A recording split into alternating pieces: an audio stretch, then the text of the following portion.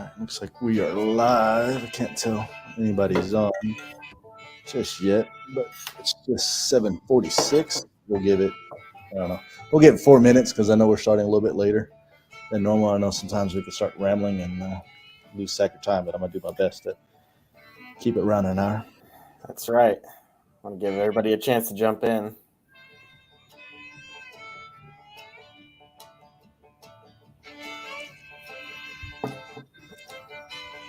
What are you sipping on, Johnny? Tonight is a little Eagle Rare.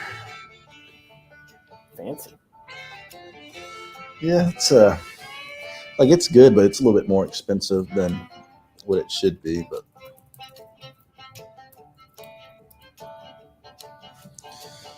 we got someone on. Who is on? Got Larry. Yeah, I think Larry mentioned that this morning. It looks like, I don't know if you can see the comment on your side, but it looked like Larry must have saw the thumbnail and said something in 8:37. Yep. Oh, Mike.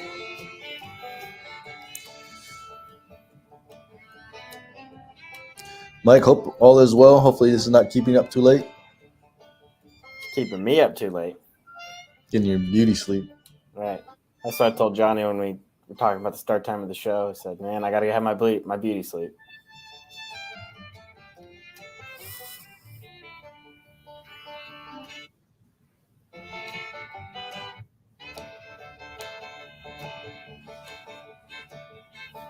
What are you doing this weekend, Johnny?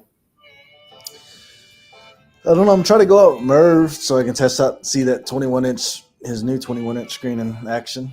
Yeah. Sweet. I haven't figured out what day. Ideally, it would be on Saturday, but sure, I'm going to be on the water both days, just trying to figure out when, where, and all other good stuff. Yep. I feel you.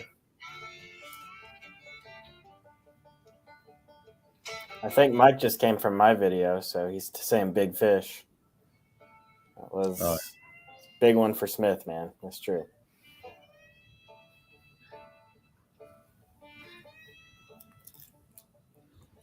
Where's everybody else at, man? That's good. See that music I just queued up? It's like 2 minutes and 55 seconds. I'm like, kind of worked out well there. Are you playing it from StreamYard directly?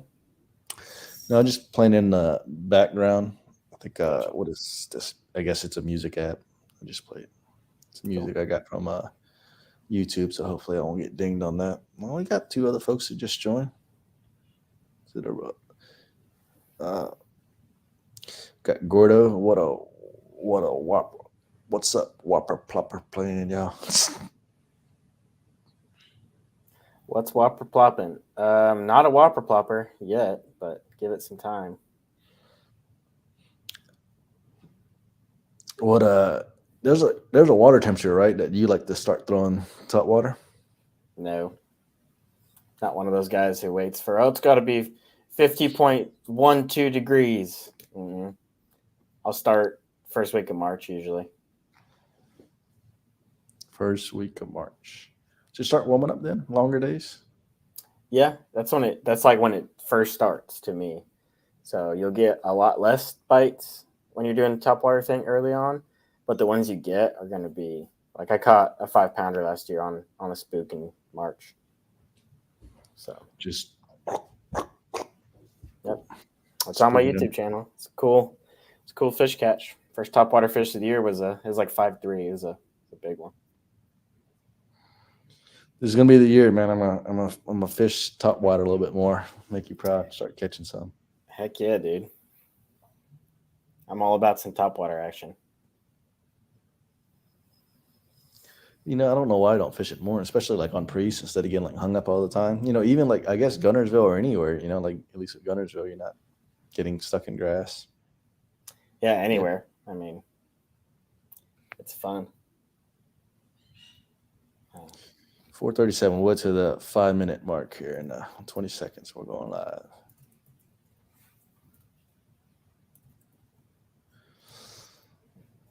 You planning to do anything different in the room back there? Putting up any pictures or in the office space there, fishing stuff? Yeah, I think my job is about to buy me a new desk, so once that comes in, I'll make some adjustments, and I've got to display the plaque somewhere. So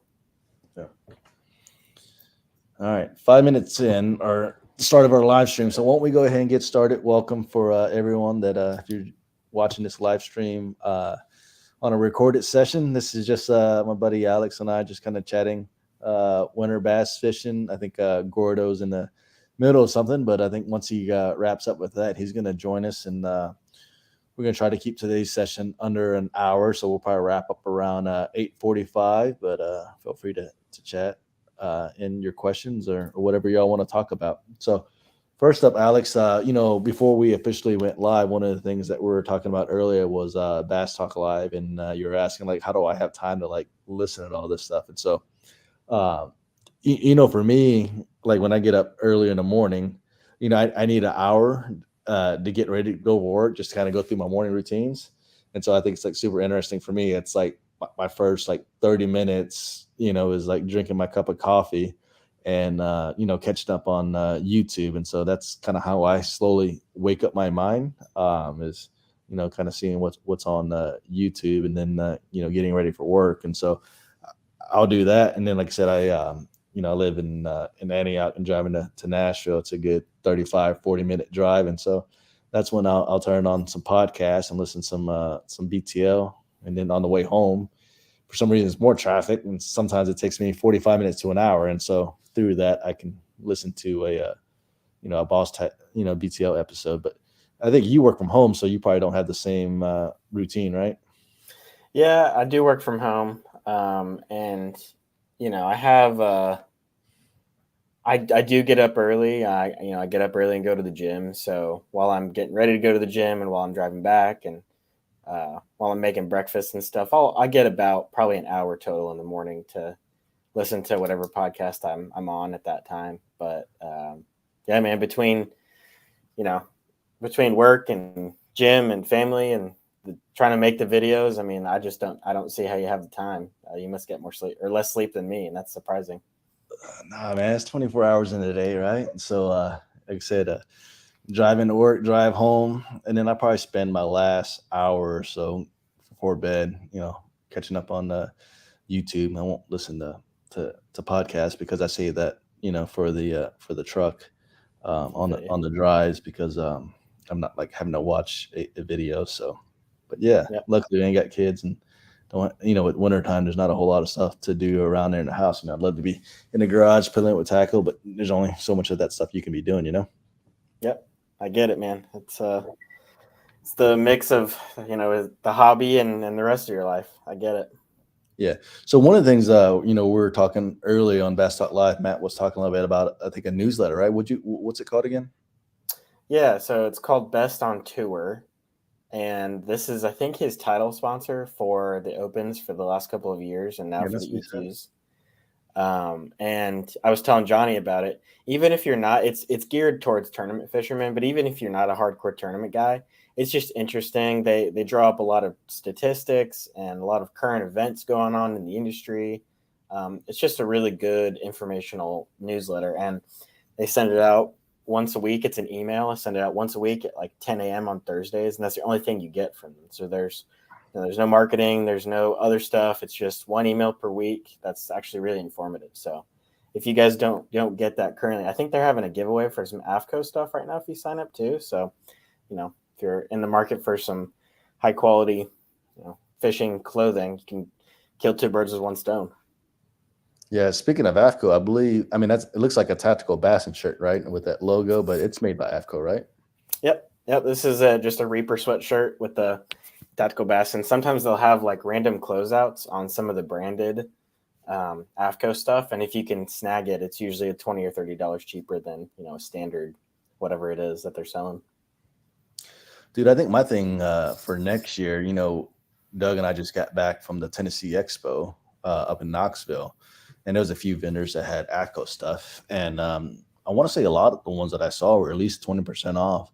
And so I think that's what I'm gonna try to do next year if I wanting to buy something around this time frame, is just wait it out, and that way I can at least put my hands on it, see it, try it on, see if I like it, and then get a little bit more discount.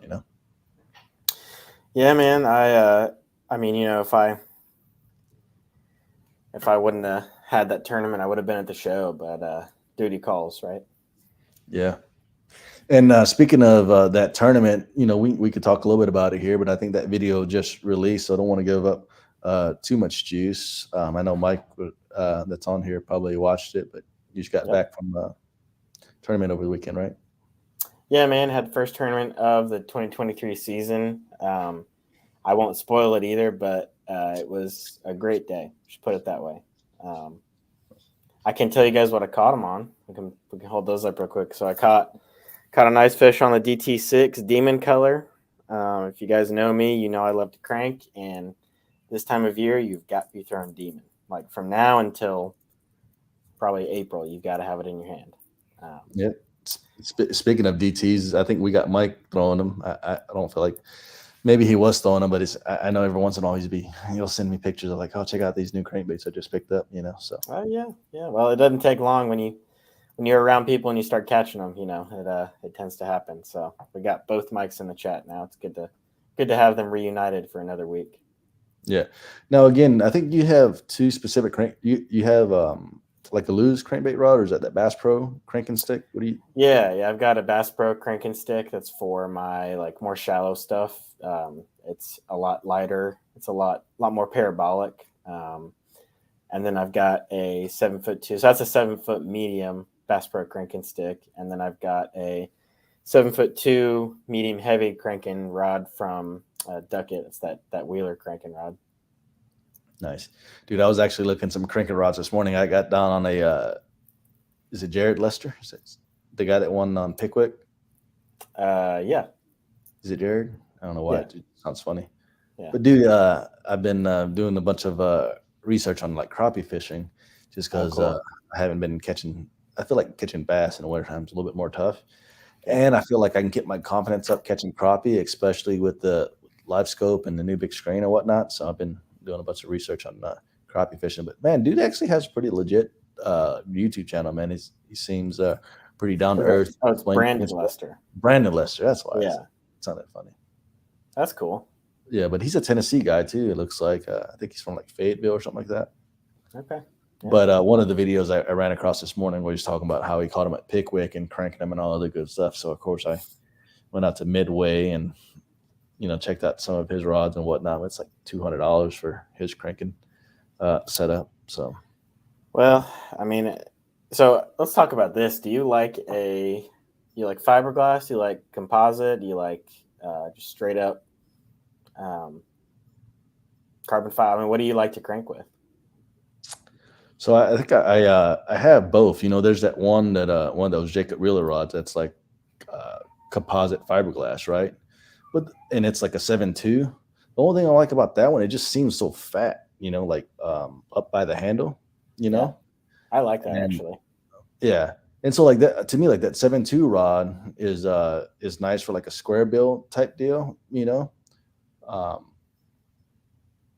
what I like about that graphite composite type rod or fiberglass rod is, aren't they supposed to be like a little bit less sensitive? So, when you do get a fish, you're less likely to like pull it out and jerk it. Yeah. And so I think it's good for that. But now that I've been fishing a little bit, I feel like I'm less likely to pull it out. And so I don't have a preference. I do know that I don't like that bigger, fatter, rod at the end, so I have other like 7.6 Jacob Wheeler rod. I guess it's full glass and it does all right. But I have been looking for another crankbait rod. I'm tempted to get that.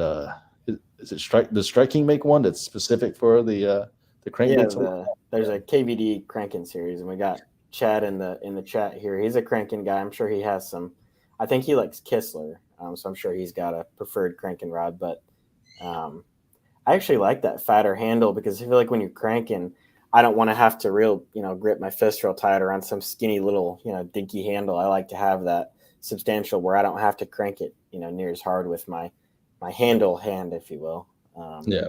But I'm glad we disagree on that because that's better for the listeners, right? Yeah. So I was looking at some rods and I think I want to get me, I was looking at the Lew's BB Pro. I think it's one of their nicer reels. And I may try that this summer and try to get some lower gear ratios, for some of those deeper diving crankbaits. I think the ones that I got by Shimano are like a 7 speed, and it can be a little bit of workout trying to crank something, more than 15 feet. And so Yep. looking for a little bit more lower gear ratio to get a little bit more torque on them. Because, that ledge fishing is going to be coming up before you know it. So let us get through spring first, man. We got to enjoy the good times before we get to the brutal summer. Yeah. Yeah. So we have to experiment and find what feels right. But, we're talking about Chad and cranking, dude. I think he's on a hot Fritz side bite right now. I think it's what it is, right? That little Berkeley. Yeah, man. I think it's this one, the Fritz side 5. You guys can see that okay. I don't think this is the exact color he likes, but it's probably close enough, honestly, with the Hey, Alex, can red. you see if those hooks will hook each other? Because that's sometimes what I've learned about crankbaits, what's a little annoying, if there's not the right size. These will not. That's good. There's a little bit of a gap there. I don't know how well you guys can see that, but they will not. Now, is that a balsa wood or is it kind of a plastic, Modi? They're plastic. But it still has a flatter, slimmer profile, though, right? Yeah, Berkeley says they swim like balsa. They don't swim like balsa. They're just a little bit different, but they're a lot more tight than like a XD or something like that. It'd be interesting to see like the rise rate, because I think that's another thing, like balsa, right? Like once you kind of hit something, if you feel that. So that's another good thing about having good sensitive crankbaits, because if you can really feel it and you hit something, you're not just continually cranking down. You can kind of stop and just it'll rise up. I think if I didn't have a good cranking rod, I would not have caught that almost 5-pounder. Because if you look at it on the video, I crank down and I'm reeling and the bait kind of like stops. And I don't know if the fish just like I reeled it right straight down in his nose, or if I had it stuck on something and then he came up and grabbed it. Reaction But bite? yeah, I'm not sure. It's hard to tell in the video, but because I knew that bait had stopped cold, I kind of eased up on it a little bit and then pulled it even further, and then started to crank down and felt the fish. But if I had like a real stiff cranking rod, that fish would not have come in the boat. I can almost guarantee. You think he would? You don't think you would have hooked him, or? I may have hooked him, but he may have come off when he's tossing his head around, and that big old body, man, they can toss those trebles. That's the unfortunate thing. Got Mike in the chat. Watched your latest video, good video, and I have to say your boater was a real hoot. It's great listening to a chatter. He was, man. I do have to give a shout out. His name's Brad Weiss. He's a hammer, like straight up certified stick. And like as soon as we had that phone call on Friday night, man, I was like, I know this is going to be a good day. Just like super enthusiastic, really kind, and just one of the best days on a boat I've had so far. What kind of boat did you have? It was a Falcon. Oh, wow. Have you been in those before? No, this is my first time fishing in one. I was impressed. It is the biggest front deck on the market, and that. Oh, I didn't know that. Yeah, no, it's a huge front deck. It's real wide and it's also super long. And the back deck is nice too, but the only problem with that is the cockpit section is pretty short. I'm a like average height, probably slightly below average, maybe, if I'm being honest. And even my legs were like, I was easily able to reach that front little platform there, which usually I have to like fully extend and brace myself. But I liked it. It's a good fishing platform, and it ran great. I will say that it ran great on just the open water and some of the waves we were encountering. I was very impressed with the Falcon. It's Mercury 250. Yep, Mercury 250 power poles, and yeah, man. That's part of the fun of these trips is getting to fishing multiple different vessels, and yeah, it's awesome. Yeah, I actually never been around a Falcon before. I went, like I said, we were at that expo and they had some, so I got to see it, up and close. But I didn't realize, I didn't look at how wide it was, But I feel like the rod locker storage, I think it opens up from the outside or something like that. I feel like it's a little different, where like most rod lockers, I think it goes this way, like towards the water. And so I remember watching the video, and maybe it's a different on the model, but like this one, it opened like. The water's over here, you would open up this way. And so Yeah, he opened up his rod locker at some point during the day, but I don't remember which way it opens. I wasn't paying attention very, very closely to that. I was trying to catch fish. Yeah. But I don't know if you talked about it in your video, but how did he do, your boater? he did good. He had a limit for like 10.5. I think he had got like 40th place and got a check. So, man, anytime both the guys on the boat can get a check, that's rare. That's the first time it's happened to me. Just put it that way. So, Nice, yeah. pretty smooth, like launching the boat and all other good stuff. No, No. no. Yeah, I'm sorry if you talked about this in the video. Like I said, I got home late and didn't get. No, I kind of briefly mentioned it, but anytime, I don't know of a ramp besides like Goose Pond on Gunnersville where you can put 200 boats in anywhere and just have it be totally smooth. It was pretty hectic. I think he sat in line just to get up to where I was parked for like an hour and 20 minutes. And then it was another probably 30 minutes until we got to the ramp and actually put the boat in. And then parking was a nightmare, and it was a mess. But, you know, to get the MLF, the BFL guys do everything they can. So nothing against them. It's just the situation. Yeah, that's pretty cool. I forgot that you can put up the question there. I'm going to try to Google this. Yeah. I have actually my Curado. Let me grab it right here.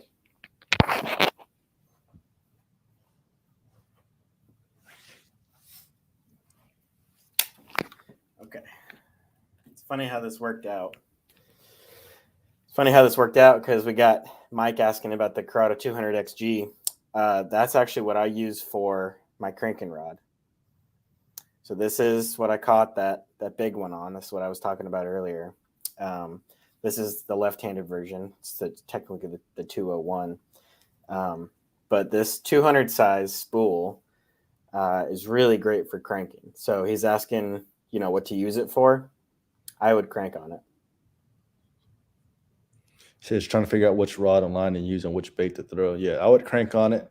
And then from a line perspective, Mike, I really think it kind of depends on like the time of year and how deep you're trying to get the bait and the other good stuff, right? And so, for me, like if it's in the summertime and I think they're deep and I'm trying to get that bait down as deep as I can, I'm throwing like 10, 12 pound fluorocarbon, because that fluorocarbon sinks and it can get the lure down there a little bit easier.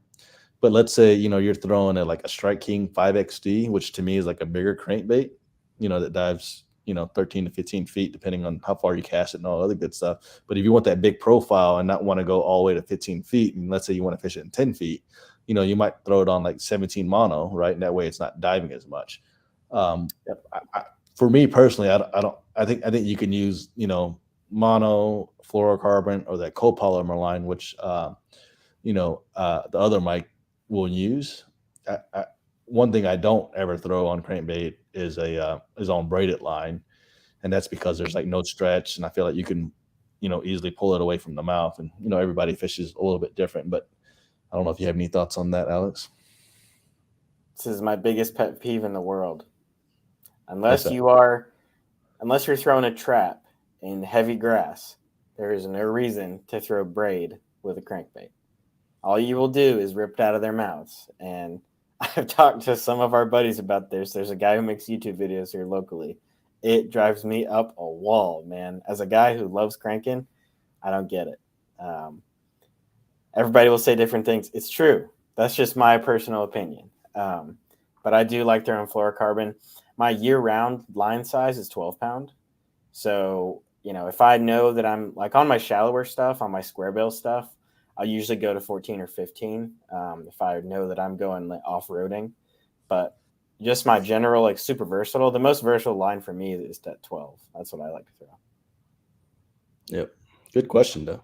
Yeah, I like it. If you guys got any questions about cranking, I am a fiend. I'm a crankbait fiend, so just let me know. Yeah. Hey, Mike, another thing that you want to look into is the action on it, not to be confused with the power, right? And so, like you'll see stuff on the rod that's like extra fast, moderate, and all other good stuff. Me personally, I like a little bit more of a moderate rod, which it means it's going to bend a little bit further in the blank. And again, like I feel like that helps keep that bait pinned in that fish's mouth, because if it's fast and they're shaking their head, then it can slingshot out of its mouth, right? And so if it's soft and bendy, it absorbs and it's less likely to throw. I mean, it's like, it's all physics. I mean, if you think about it, I mean, think about a bow and arrow. Like if it's something's real hard to pull and you let go, I mean, that arrow's going to go fast, right? But if you get a Yeah. real soft, bendy elbow, bow, and you let Yep. go, it's not going to shoot as far. Yeah, and think about that initial hookup too. Like on a jig or on a Texas rig, something where you've got a big straight shank, a single point that you're driving through. You don't need a lot of give. You want to be able to puncture that fish's mouth and get that big, get that hook and keep the pressure. But when you're cranking, that initial hook set is not a whip up and, set the hook, because of all those trebles. Really, all you're doing is kind of securing the hook points. And so you don't want to be pulling it out of their mouth. What you want to be doing is really softly just setting the hook points in their mouth, basically. That's how I think of it. Yeah. I think Chad here's got interesting, talking about like go 6 speed. He's like slow. Yeah. I mean, I mean, everybody kind of cranks a little bit different speed. Some people will use that slower gear and crank down hard and whatnot. But for me, my biggest thing, it's like, if I'm going deep, then I know I want a little bit slower reel. But if I'm throwing like a flat side or something like that, then I don't mind like a 7 speed. Yeah, and like being a co-angler, I can't have. I would love to have 5 or 6 cranking rods with me at all times, just to be able to just switch out per the with the situation. But that like 6.3 to 6.8 gear ratio is kind of a perfect medium speed for just doing anything. You can go deep with it, you can go shallow with it, and that 6 point anything in the 6 to 7 range is kind of my bread and butter for versatility. Yeah, Grave Outdoors chiming here. Graves, I'm not sure if I know you. This is the first time to the channel, but Hey, welcome. welcome. And I wanted to expand on that a little bit more about the braid. I'm not sure. I know we were talking about cranking earlier, but Alex, I think there is a time and a place for braid, right? And so for you, what is that? Just braid in general? Yeah. The number one is top water, and the number 2 is probably swim jig. Number 3 is going to be pitching or punching. If I'm pitching around heavy vegetation or heavy cover, not wood though. That's a maybe just keep it to vegetation. But as far as top water goes, I mean, it casts so well. Out of whether you're throwing a bait caster or a spinning rod, you can get those really long casts if you're chasing schooling fish. If you're doing a walk the dog style, you'll have the most power to actually move that bait really precisely. I love throwing bait or I love throwing a frog. You got to pretty much have to have braid for that if you want to catch fish. You'll get blow ups on like mono or something like that, but if you actually want to catch them and fish it through the heavy stuff, braid is the way to go. The swim jig thing, I mean, I don't think that the guys like local to us around here throw a swim jig all that much, maybe on Old Hickory. But just because we don't have very much vegetation, I don't feel like the swim jig gets talked about very much. But if you're tossing up in that anytime vegetation is involved, braid is a must for me. And then what else was I going to say? Oh, like punching and pitching, heavy vegetation. The one thing it can cut through that vegetation as you're bringing it through the water, and also it's got a lot better abrasion resistance on that vegetation. Now, a lot of guys who fish a lot of wood, you'd think that maybe braid would be good for that because it's so tough. But I know guys who don't like flipping wood with braid because the braid actually makes a sound as it slides over those branches, and so they're wary of that. It's just a little nugget that I've heard before. And then we got Mike in the chat saying, obviously on a spinning rod. Yeah, that's braid to fluoroleader is pretty much the standard nowadays. Yeah. I don't know if you follow Brad Hallman much, but he's another guy that I like to follow on like in YouTube. He gave out a nice little juice the other day. I mean, it's crazy, man. Like this guy cranks out some really good content, and like his videos aren't like highly produced, but I want to say he was like giving a seminar somewhere, and he was talking about how his co was catching them. Right? I'm not sure. Are you familiar with that episode? No, but I will definitely say that I love his channel, so definitely can continue. Let us know.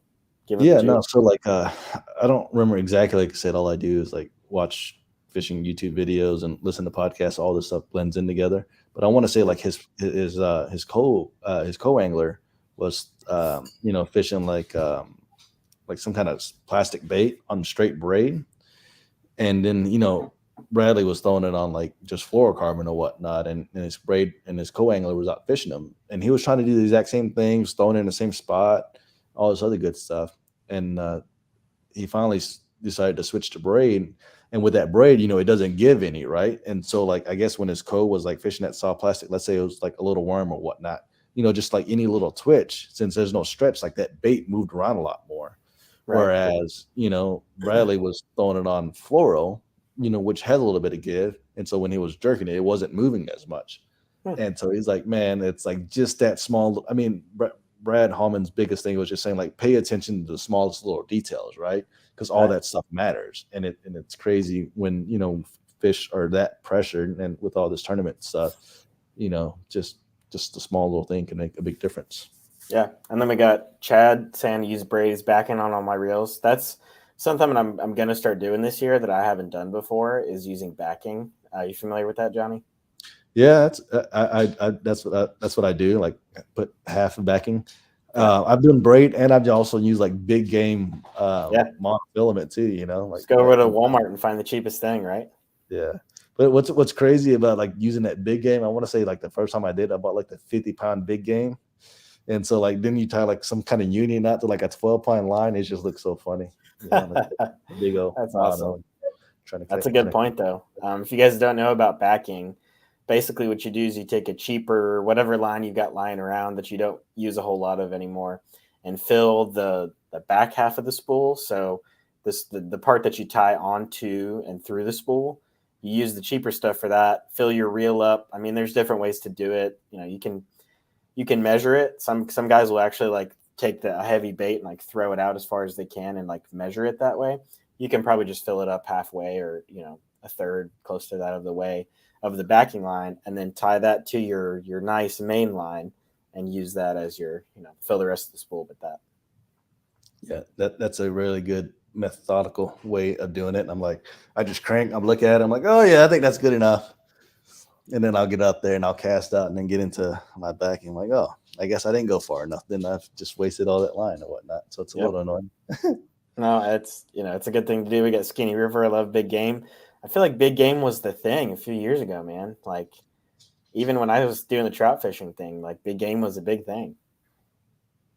Yeah, dude, I think Skinny River, man. I think he's been following. I think Skinny River started following me back when I was like creek fishing. I think. Oh, nice. Like Duck River and all other good stuff. And I'm pretty sure it's this guy, but I was like in academy, and he's like, "Yo, are you Johnny from Fishing with the K's?" And I was like, "Yeah, man." We chat a little bit, so it's always that's cool. Awesome. Well, that's cool. I don't know him, but thanks for chiming in, man.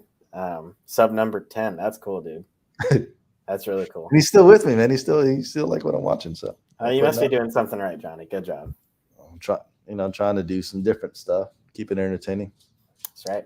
Skinny River, you been out fishing much, man? I think he has a channel. Yeah, I mean, he has a channel, and he was cranking out some stuff. He likes like shallow, skinny, going up the river kind of stuff like you do, Oh yeah, man. Skinny River. If you haven't seen some of my Coosa River videos, I get up and chase tail race fish and stuff like that. It's really fun. But that's speaking my language. I like it. Let's see what else we got going on. Trying to look through these questions, see if anything else. Grace says, Fish Percy Priest, have been watching your videos. Thanks for all the info.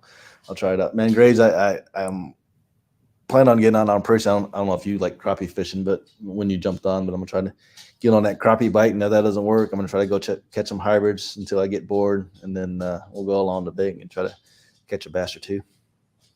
The crappie fishing stuff is fun, man. I got to do it a few months ago with Tyler, and I may be out with him this weekend. We'll see. Might go catch a big old pre-spawn striper. We'll see.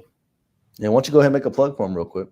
Yeah. So if you guys don't know, if you don't follow me on social media, got a good buddy named Tyler Parsons, who he's a guide in Middle Tennessee for like trophy size striper. And I'm talking like the big, legendary 40, 50-pound class. And if you want to go chase those fish any time of year, he's the guy to go with. The best time to go, in my opinion, is in the summer where you can go catch them on like 10-inch glide baits. But right now they're pre-spawn. They're really fun to catch. So let me plug Tyler Parsons, Stripe Life 615.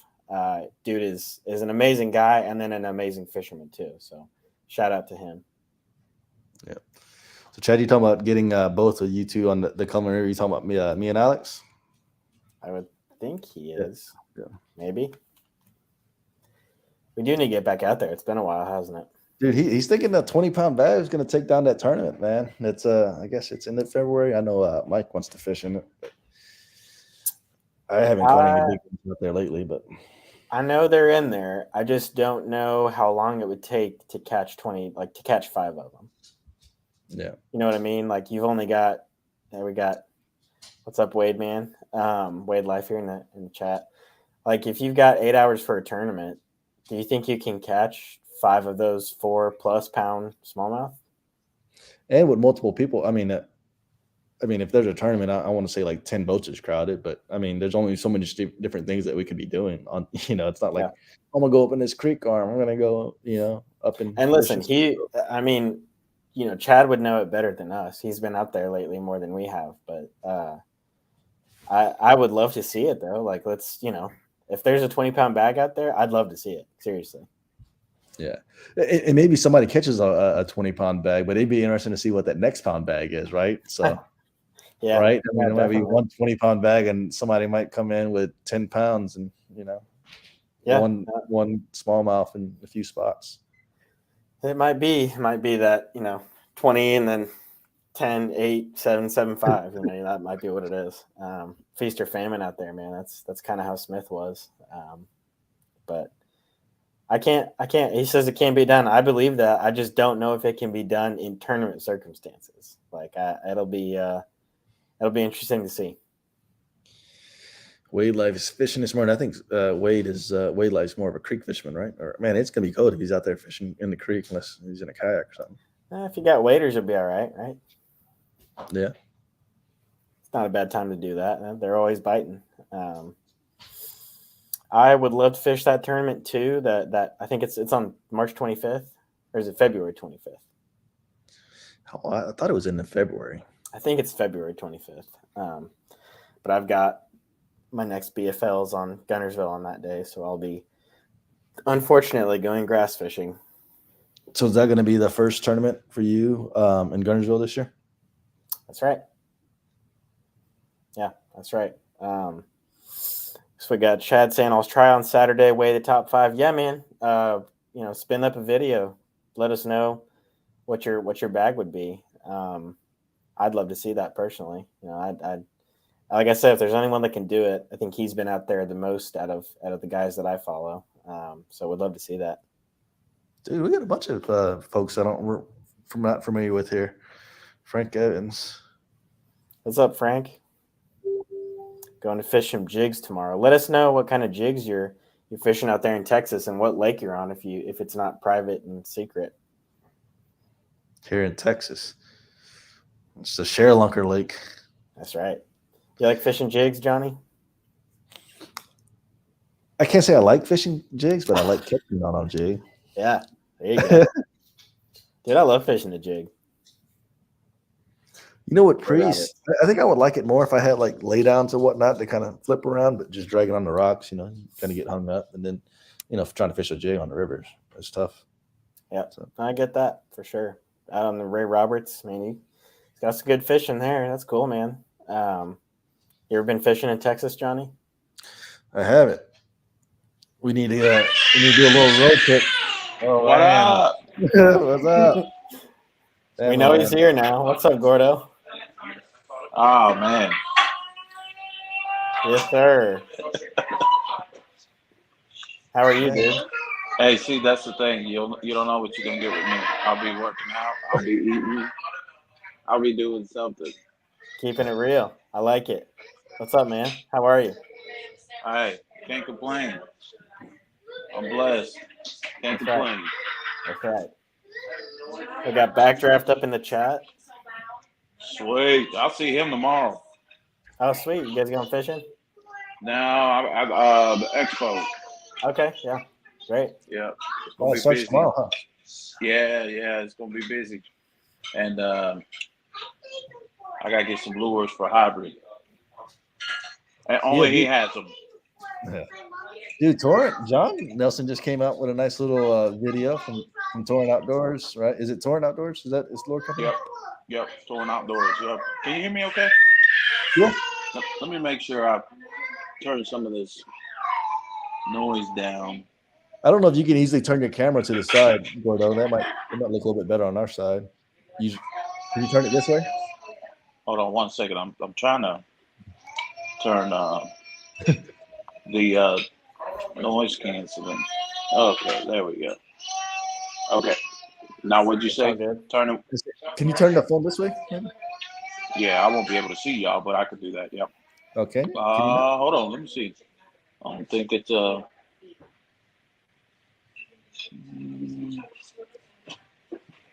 Hey, while you're trying to do that, what was it Frank Evans gonna says he's jerk bait him on Tuesday. Frank, are you live scoping him? I don't feel like see a whole lot of people talking about throwing a jerk bait in Texas. I feel like those Texas guys. Well, I guess in OHIV, was it Josh Jones? He's catching them on a swim jig. Yeah, dude, Right? it's ridiculous, man. I mean, that dude's Hey, you talking about doing a lot of fishing. That guy spends a lot of time on the water, right? It sure does. I would too if I was catching 13s and 16s and all those fish. What's that young guy he's been hanging out with? That guy's going on tour, right? And he's been fishing. What is it? Kyle Hall? Yeah. Yeah, He won on Gunnersville, right? Kyle Hall? He did. And he won a little bit last year as well. And I don't think he's on tour this year, but I think he's fishing the MLF EQs. Gotcha. MLF EQs? Yeah. For the invitationals. Oh yeah, gotcha. Chad's talking about 6 cents swim jigs. I think Chad's gonna try to throw some swim jigs out on the Cumberland. It'll be interesting to see how that does. I like it, man. I'm all about a swim jig. Yeah. Now I heard you guys talking about rods. And somebody had asked me on my particular rods, and I kind of keep it simple when it comes to rods. If you think about it, on your moving baits, do you really need to feel the bite if it's a moving bait? No. So I stick with the cheaper rods.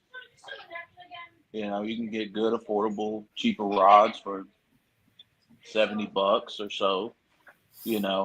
And I think that the money on the ones that I want to spend a little bit more money on to have a little bit better sensitivity is going to be my slow moving baits, my Texas rigs, my jigs, things that you want to, because when we're fishing, when you're dragging a jig, you can feel what kind of bottom you're on, and then you get it. I mean, it's so easy to say, man, I just came over a rock and I felt a bite there, or something like that.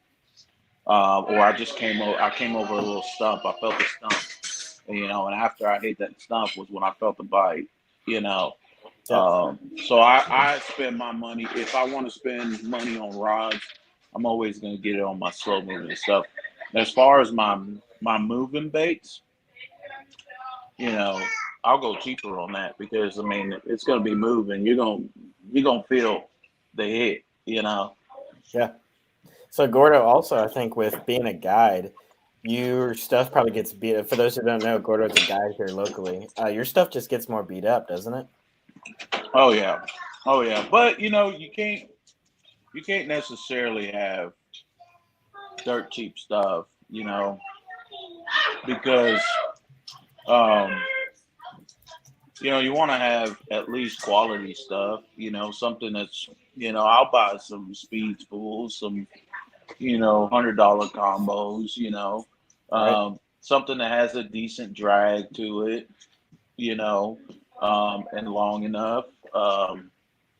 And so I don't want to go too cheap. Now, if we're fishing for crappie, I'll probably go to Walmart and get a bunch of crappie setups and stuff like that. But um, I don't do too much crappie fishing.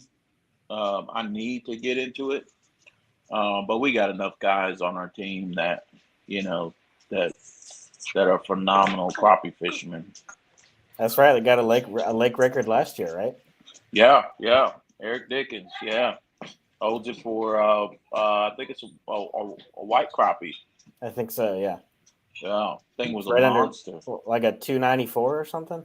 Speaking of, y'all see Brian Carper's post today? Golly, The big old bag, heavy bag. 25 pounds, man. A lot of people don't think that came from Percy Priest. Okay, all right. I They're seen out there, some people man. catching some hybrids too. I mean, it looks like Daniel and his guys caught some good ones, and Mike Walker. So this They're cold front biting right now. like that. We went out there today. I didn't get a chance, man. So I did an update to my graphs and my Mega Live. So while my buddy was fishing, I was freezing my fingertips, out there trying to adjust everything, trying to make everything look good. I'm still not there where I wanted it to be, but we did catch several good hybrids. It was just pretty cold today. Yeah, I know. I don't know if Mike's still on. I know he's considering forward-facing sonar this summer. You have Lowrance, right? Active target. Is that what you got, Cordo? No, I got Humminbird Mega Live. So I got the bottom of the barrel, what people would say. Yeah. But you got what? You got the forward and the 360 though. Yes. Yeah. I have, and I just added the target lock. So. Yeah, I saw that. I don't feel like you really talked about that, but I noticed it on there. Yeah, in my future videos that we're working on, there's going to be a lot of Humminbird stuff on there too. I don't see too many videos out there on particular topics when it comes to Humminbird, and I know Big Jim does a great job, but we also need the helix side of all that. He works a lot with the Solexes, but we also I don't see too many. It's a complete. It's a whole different system. When you go from helix to Solex, and I don't see too many helix videos out there. So I thought I would make some, on some tricks that I've learned that help me catch fish. Dude, are you sleeping on this too, man? Did you hire like a video guy like John and gonna come up with some awesome content with music and drum shots and all that other good stuff?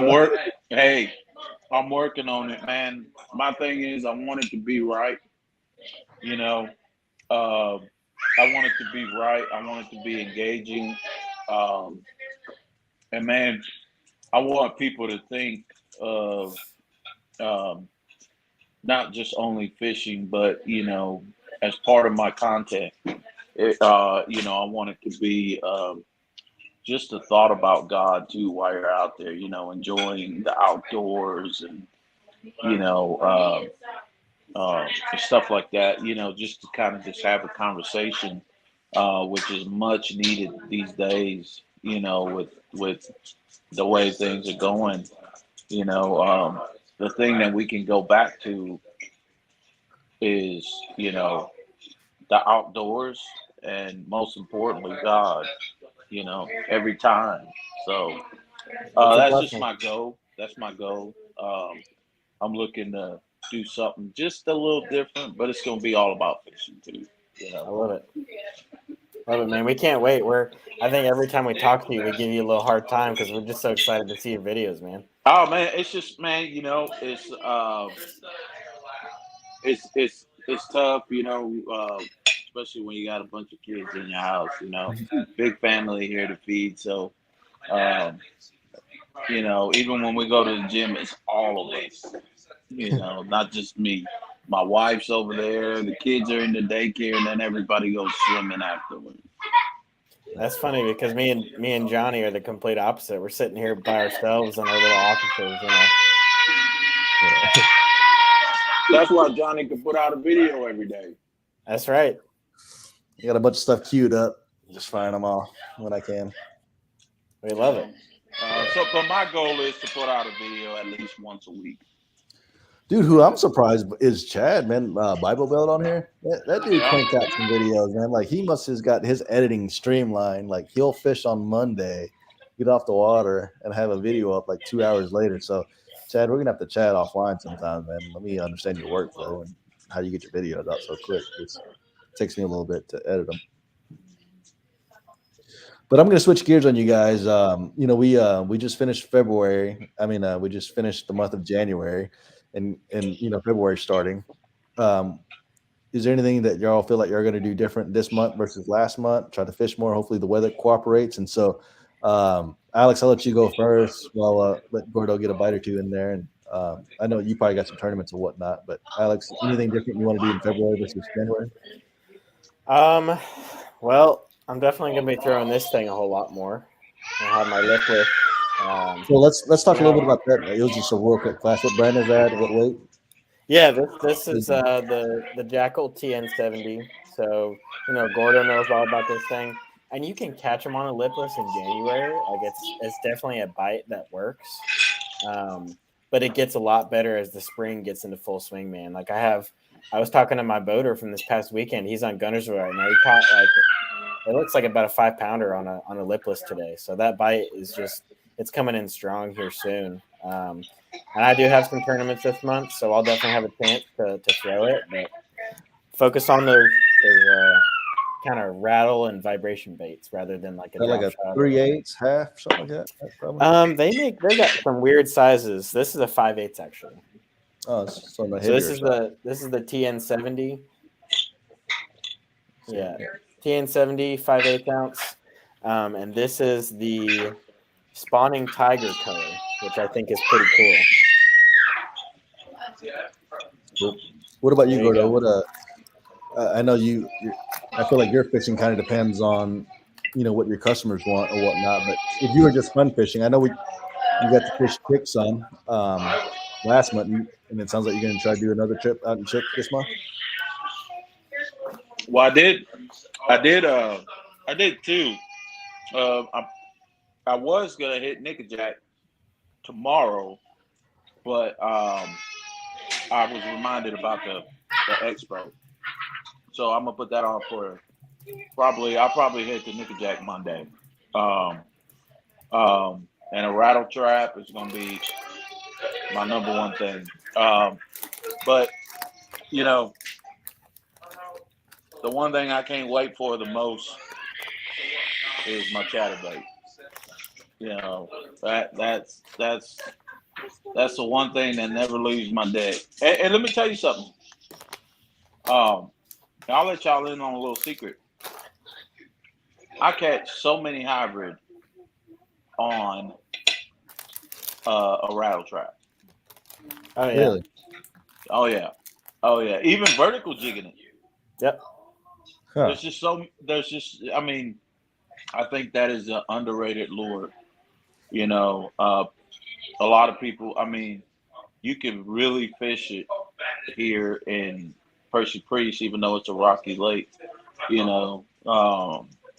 Especially I feel like with that Jackal, it's got that tungsten lip on it, and so it doesn't get beat up just as bad on the rock.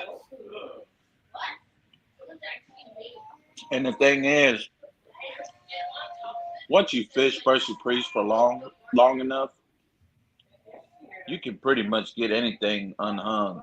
You can get up there and not worry about, a lot of people are afraid to get close to the bank, and there's multiple times where I got my trolling motor hanging halfway up while I could literally step sideways and step on the bank. That's how shallow I got my boat in. But time in the water on Percy Priest kind of just taught me that. So I'm never really afraid to kind of lose it. And if I feel like it's hitting bottom faster than I can reel, then I'll just downsize it. That's right. Yeah, so like when you're throwing a chatterbait up shallow, one thing I've noticed is exactly what you're saying. If you're throwing a half ounce and you just keep getting hung up and you're having to pull it and you're not getting that action, go to 3/8. Go to a mini max. Just switch it up to what you're saying, downsize. It's not just go to a smaller lure. It's actually the weight because it comes through the higher water column. Correct. Johnny, what about Correct. you? What are you doing different this month? This month I want to go some different lakes. We were talking about Chick earlier, and I took off on Friday, trying to convince Alex to take off next Friday, and might make a little drive and fish some different lakes. Try to catch something bigger than a 10-inch bass. Heck yeah, man. I like it. I got Alex, I where gotta you take at? y'all. I gotta take y'all to Chickamauga and show y'all some tricks. Yeah, that's when I'm trying to go next Friday. You think you can swing it next Friday, Gordo? I know it's a No, little bit out. Yeah. no, I already got my schedule for next week, so it'll be hard for me. Yeah. Um, it'll be tough. But hey, the number one thing killing it over there, believe it or not, is a 2.8 Kitech. Yeah, I think Wade Life was just talking about throwing a Kitech swim bait, this month, and a jig here and there. One thing I wanted to show y'all on the smaller end of things, see if I can get it out of the package. Have you guys seen the smaller chatterbaits and chatterbait trailers that are starting to come out? I've got like the little mini max thing. Yeah, so the Mini Max came out, and we're waiting on, trailers to match these things. You guys, this new Yamamoto, it's a 3-inch. I think it's pronounced Zako, but they just came out with these a few months ago, and look at that little thing. Yeah. Look at that little thing, that little bugger. I think that's gonna get bit this year. Just downsizing because of pressure, maybe. Yeah, pressure and sometimes bait size a little bit smaller. Especially like this weekend on Smith Lake when you got super clear water. I was throwing that Mini Max a little bit with a 3.3 1/4 inch spunk shad on it. But man, these smaller chatterbaits, dude, I'm looking forward to throwing them this year. So we're saying chatterbait. Are y'all talking about the actual like the chatterbait, the $15 one? Or y'all just talking about like just a bladed jig? I mean, Gordo, you think there's a difference between like the expensive one versus the cheaper one? To me, I'm gonna tell you there's no difference, but um, I guess so. If I'm fishing a lot slower, my favorite chatterbait is the jackhammer. I Yeah, mean, that's it that's takes the more expensive one, right? no effort to just make that thing vibrate.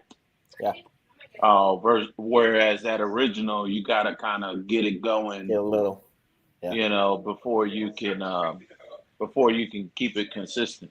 So that's what I like. I will tell you this though, I'm really excited about. I got to just play around with Backdraft. Got some stuff coming out. yeah. Some chatterbaits. I got to play around with some of them. I think they're gonna be pretty good. And that one thing that I could have did different 2 weeks ago when I was in Chattanooga, um,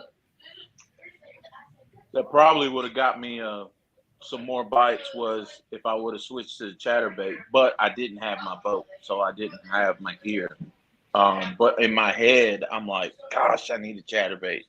I'm wearing this rattle trap out. My arms hurting from ripping and ripping and ripping, and I'm like, man, I need my chatterbait because I just missed the bite, and I could have followed up with a chatterbait, or something like that. And it's just um, Monday One or Tuesday, I'm definitely going out there and I'm putting that chatterbait to work.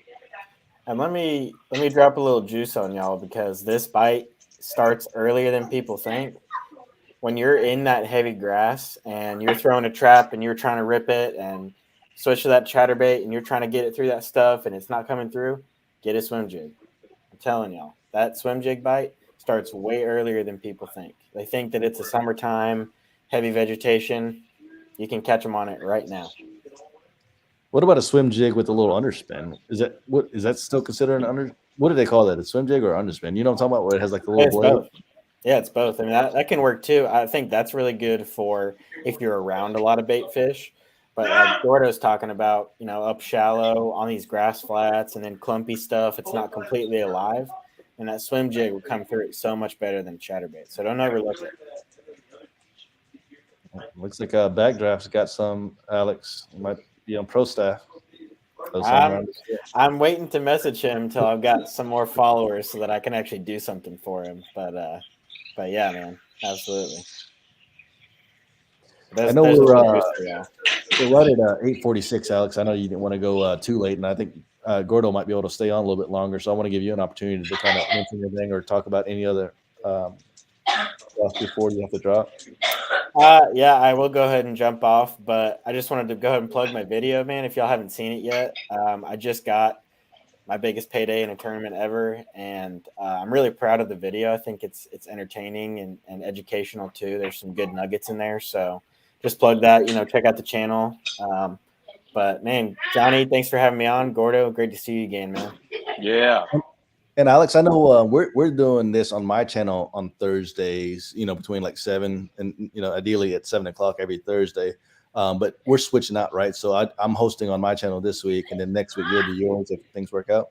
That's right. Yeah, I'll be hosting next week, so we'll have more of my face here as well. All right, good deal. Yeah, Gordo, if you can stay on, man, maybe we can go to like 9 o'clock and spend about 10 minutes or so kind of chatting fishing, if it's okay. Yeah. All right, boys. Appreciate y'all.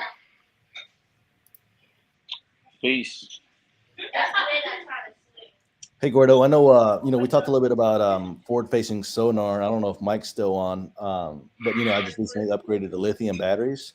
I'm not sure where you're at on the lifespan of your batteries, but if you have to upgrade here soon, do you think you'll stick with traditional lead batteries, or do you think you'll upgrade to lithium? No, I definitely would recommend upgrading to lithium. Unfortunately, it's not something I can do right now. Work is kind of slow and it's just not time for me yet. Yeah, like the only reason I was upgrading because my trolling batteries were started getting weak after like 6 hours, and so I knew springtime was right around the corner, so I went ahead, and made the switch.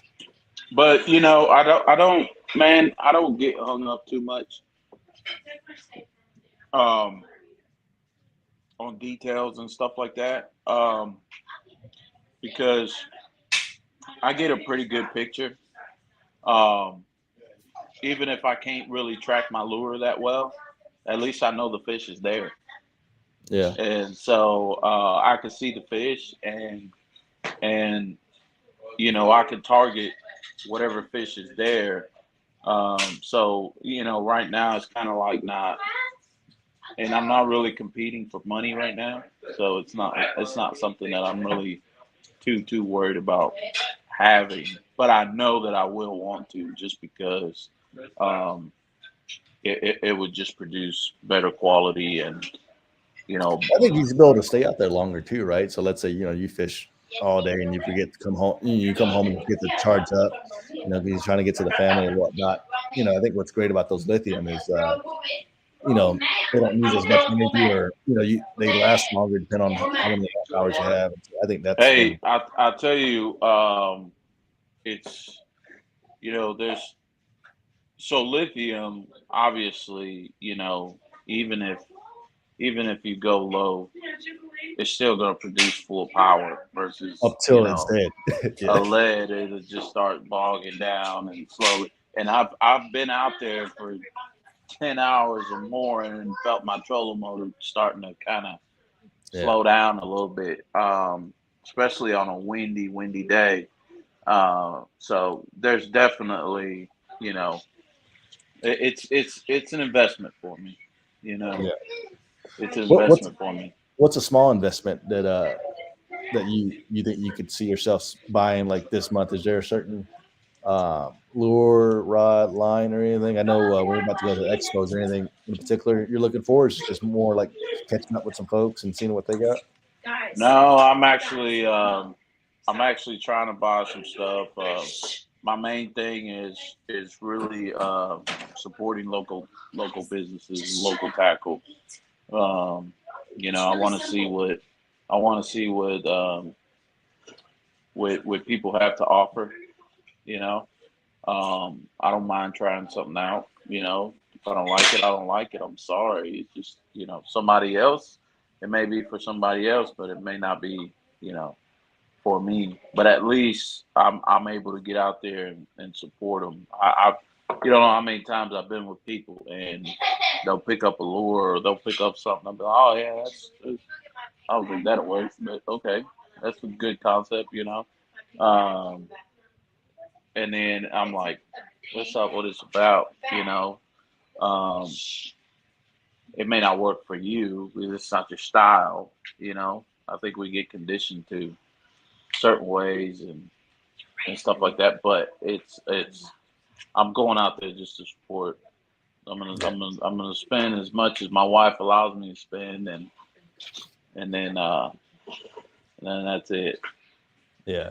I'm not sure if Brandon's still on from Backdraft, but Chad from Bible Belt was asking if he has all colors of the swim jigs. Gordo, do you know if Brandon's going to be there at the expo this week? Like, he has a Yeah, booth? yeah. He's got a booth. I think it's booth 50, something like that. Yeah. So there you go, Um, Chad. You can check them out. You can see those swim jigs firsthand. Um, I know Chad talked about going Man, out he's there. got a ton of good stuff. I saw. I mean, I'm excited to hit up his booth, especially he's got some jig heads that I need.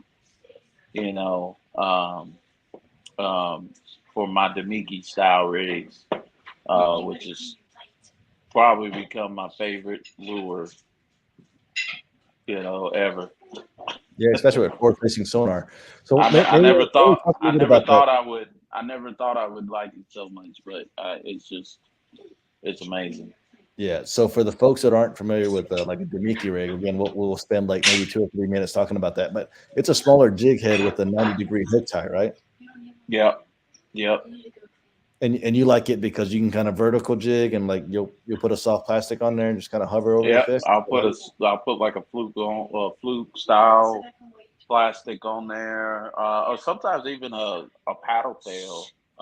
Depends on you know uh, what kind of action I want it to have. And sometimes putting a boot tail, a paddle tail, Kitech style, or cutting up a Thresher 4.2, um, allows me to have that vertical. And if I see something, I can cast out there and reel it back like a swim bait. So Hmm. you know, it's just when it comes to what they call tight lining.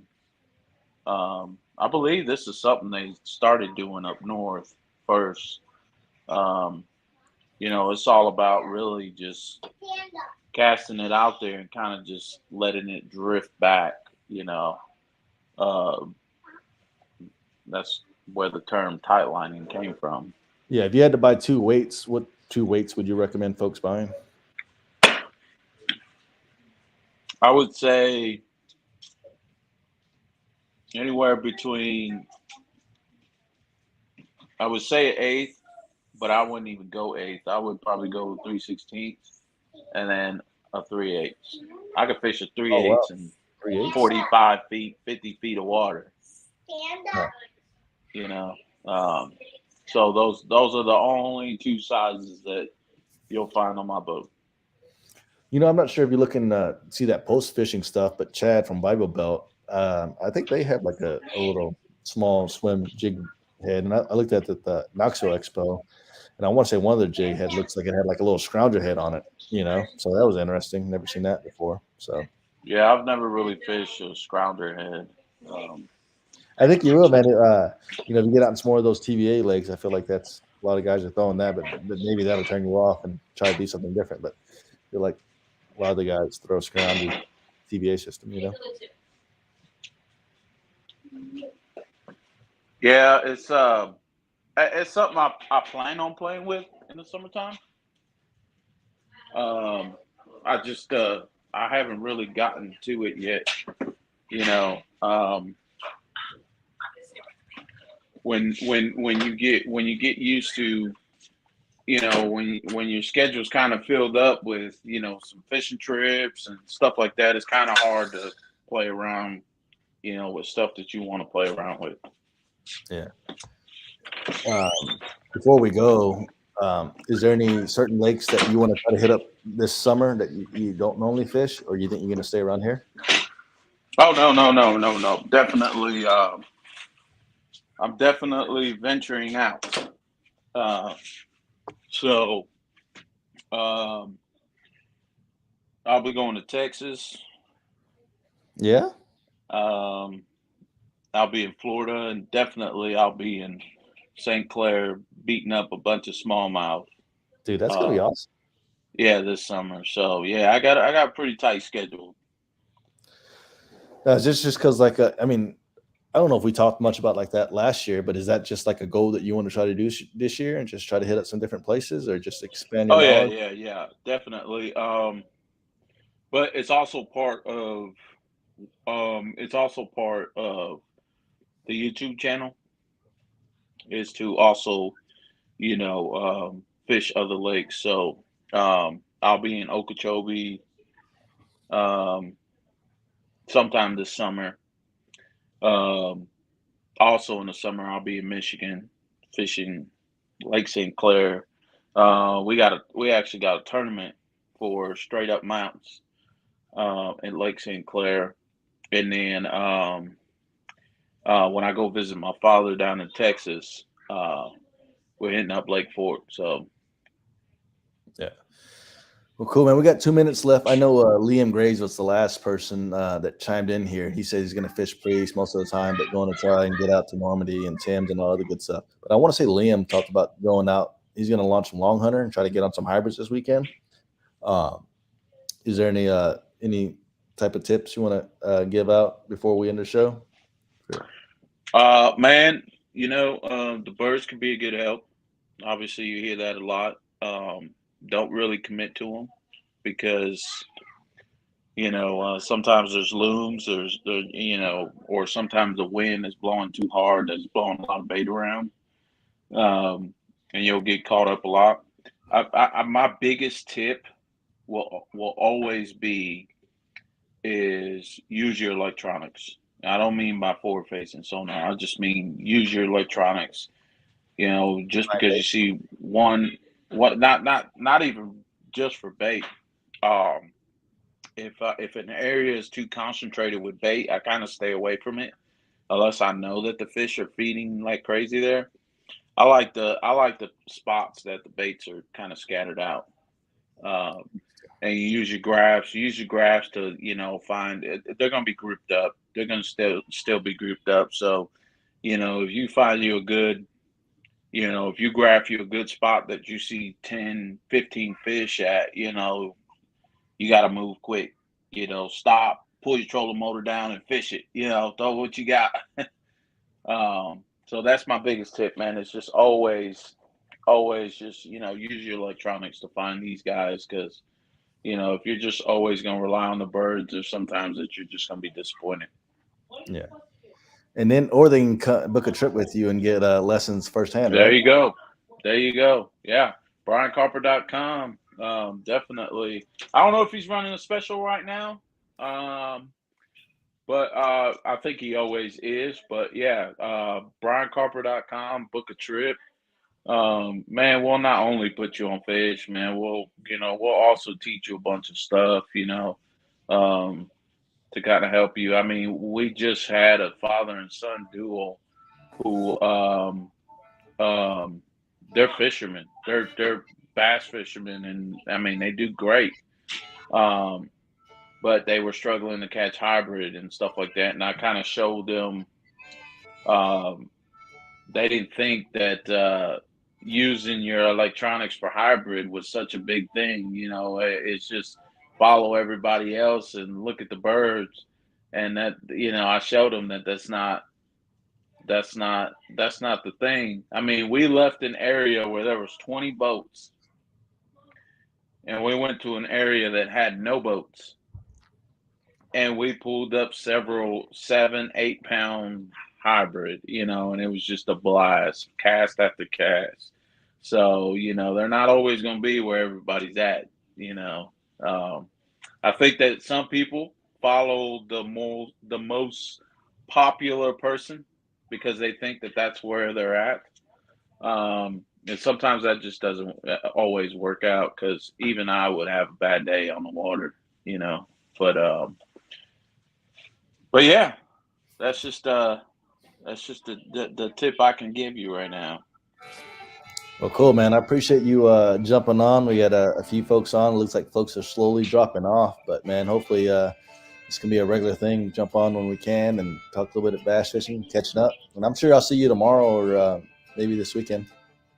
All right, man. Well, I appreciate you. Thanks, guys. See you later. All right, see you.